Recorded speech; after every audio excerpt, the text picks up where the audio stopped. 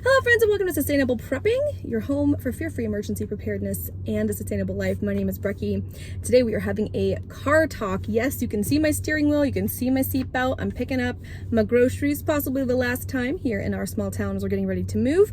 And I wanted to bring you along as I chat about my thoughts on being about a month post having COVID and how this is going to be preparing me, making me think about pandemics in the future. If you're new here, I want to say welcome. Glad you found my little slice of the internet. And if you're not new, welcome back. Friends, please like this video, subscribe to the channel, and click the bell icon so you never miss any of my videos. We are growing and growing and growing, and it's all because of you. So share this car talk video with a friend or a community that you think it would benefit.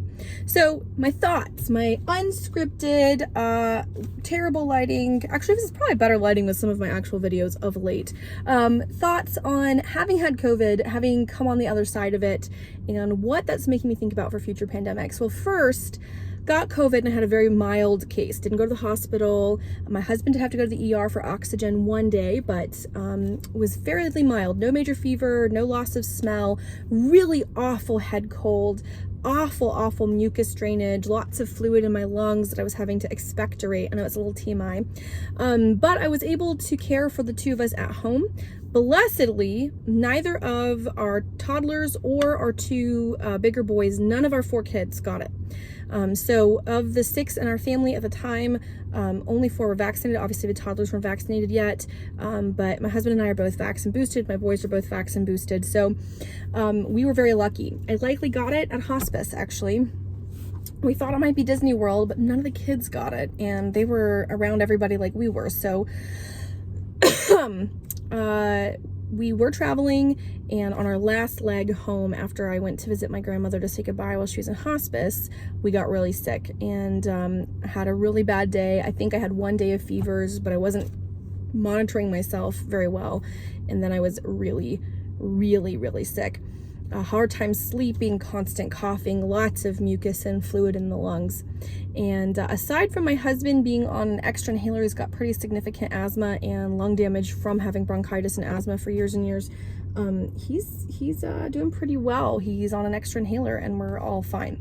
I think my food might be coming, so I'm gonna have to pause. But my thoughts, and the reason I wanted to bring it up is that I still, a month out, have excess mucus. I still am dealing with mucus drainage every day. So it's not something that's going away. It's not going away easy. Sorry, they delivered my stuff. So my thoughts really are, I still am having symptoms of excess mucus drainage a month out, as you can hear. And it's something for us to think about, because in future pandemics, it's likely that we're going to have to deal with not just surviving the initial onset of whatever illness is, but the long-term effects. And because of vaccinations, we haven't had a lot of illnesses that have these kinds of long-term effects. And this is where we need to have serious conversations with anti-vaxxers about how nostalgia will kill them. I have a whole video I'm going to make about nostalgia as a drug. But people talk about how much they love Ma Ingalls and how great Ma Ingalls is. But they don't recognize that, like, Laura Ingalls' sister, I believe it's Mary, was blinded by measles. She was blinded because of measles or scarlet fever, excuse me, it was scarlet fever. She was blinded by scarlet fever. These are the kinds of things that are going to start happening as we lose herd immunity. These are the things that are going to happen in future pandemics where we don't have vaccinations available to people. The idea of long COVID is the same thing as Mary becoming blind because of scarlet fever. They're going to have long-term effects that are going to change your ability to be fully able-bodied. Okay, this is gonna come, and your essential oils and your organic diet are not going to fight it off. If that was the case, Indigenous communities would have no illnesses. But all Indigenous communities have illnesses, and disease is something we're going to constantly battle. Mold and bacteria are things that can kill us. It can kill us in our kitchens, right? I just canned up 7 or 8 pints of hamburger this morning, and you have to pressure can it to kill the bacteria that causes meat to deteriorate. That's the only way to do it safely, right? You have to pressure can it to get to the high enough temperature to kill botulism.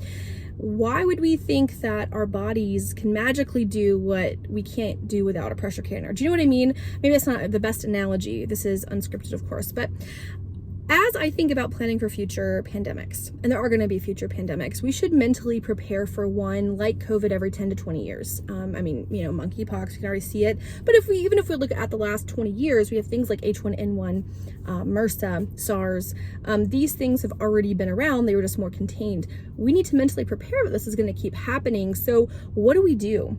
How do we create pods? How do we prepare for potential lockdowns or self-impose lockdowns in order to prevent illness until there are better ways to deal with it, so that you're not among the first who are getting it and essentially dying because we don't know how to treat it yet? These are things that I'm thinking about. And I think that the preparedness community should be talking about seriously. Polio's coming back. That's scary. We have people who are being hospitalized now from polio. It is because in other countries where they use a live virus to create vaccines, which is an old, outdated method, but it's a cheaper method, people who are shedding the live virus are now being around people who don't have the polio vaccine in other countries and here in the United States because of the anti-vax movement. And those children who don't have the vaccine are now catching polio. Now, it's under 1,000 cases as far as I've seen, but it's coming back. So how do we prepare for that? How do we prepare for COVID happening once every 20 years? I don't know. I don't have a full plan, but I do know that I'm going to be thinking about what that looks like and what that means for my family and what that means for my community and my, kind of clan or tribe or mag or whatever you want to call, but the community that I'm going to be building, and how, if we need to lock down, how can we create some protocols where we can not just be individual families isolated in a bubble, but a network of communities that can then still be in community because we're choosing to isolate in certain ways. These are things to think about. I still, like I said, I still have symptoms of COVID, the coughing as a result of having COVID. And I don't even technically have long COVID. I don't have heart problems or lung problems, any of the things that people with truly long COVID have. So this is my rambling thoughts, simply to tell you that I think we need to be preparing for pandemics over the course of our lives and the lives of future generations. I hope and pray we can have another season of human existence where pandemics aren't happening to this scale regularly, where we're not seeing childhood illnesses reemerge, but I can't promise that. Of course I can't, I'm not God. But I don't think we should assume that that's definitely going to happen. I think that we need to prepare that you always have the first initial illness, like COVID, but then you have to think about the effects like long COVID, like scarlet fever is the original illness, but blindness or other illnesses as the sort of long effects if you get it bad. These are things to think about now. These are things to think about with your non-vaccinated friends and relatives, and what you are willing to accept in your bubble and in your space, and how you want to approach your health and the health of your communities coming up. So lots of things to think about, but the big one is I think we need to not just think about treating the initial illness, but the long-term effects, and that we should be planning for more pandemics of the COVID scale in our lifetimes, which is not good news, is it? It's not good news. Yeah, I'm looking at you, monkeypox. All right, friends, I hope you guys are doing well. I know this was a rambly video, but that's what car talks are. I've got some other ideas for car chats, as I feel like I'll be doing quite a bit of that over the next couple weeks. I am moving, so we may have a little bit of spotty videos. I might have to pull back to one in the next week or two, simply for my own sanity, but I'm excited to be mostly back on my normal schedule. Comment down below and let me know what your thoughts are on future pandemics and how we're going to treat them and what you are doing to prepare now. And I look forward to seeing you all in the next video, and as always, happy prepping.